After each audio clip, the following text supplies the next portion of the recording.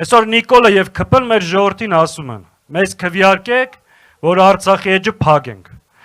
Եկեք մեզ քվեարկեք, որ անկախության հռչակագրից հրաժարվենք։ Ասում են եկեք մեզ քվեարկեք, որ հարձակվենք եկեղեցու վրա։ Ասում են եկեք մեզ քվեարկեք, որ ցեղասպանությունը ուրանանք։ Եվ ամենավերջում ասում են եկեք մեզ քվեարկեք, որ Հայաստանից նոր տարածքներ տանք Ադրբեջանին։ Երեք այդ մասին մեկ անգամ եւս